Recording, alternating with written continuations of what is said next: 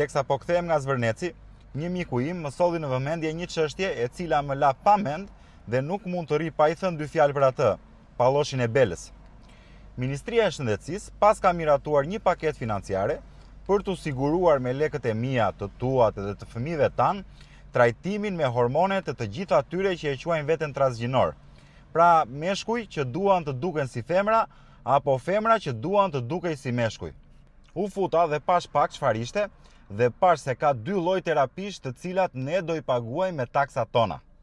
E para është ajo feminizuese, e cila përdor estrogenin për të nxitur zhvillimin e karakteristikave femërore të meshkujt, rritje gjoksi, lëkura, qimet e të tjerë, dhe bllokues të testosteronit për të hequr tiparet mashkullore.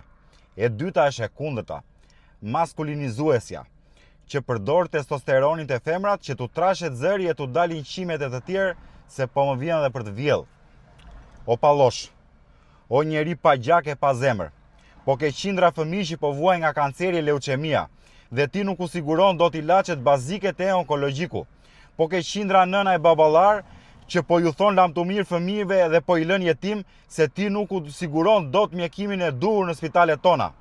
Po ke lënë disa qytete pa spital fare, ke fshatra të tërë pa qendra shëndetësore, ke spitalet pa ilaçe e pa krevate, pa kushte dhe me kushte njerëzore.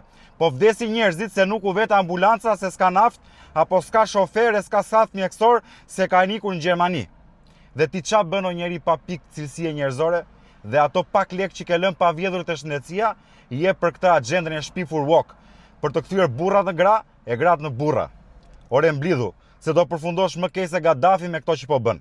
Se ky milet do mbaj sa do mbaj, por do vi dita që do shpërthej dhe mirë ti o ditëzi, turp dhe faqa e zez.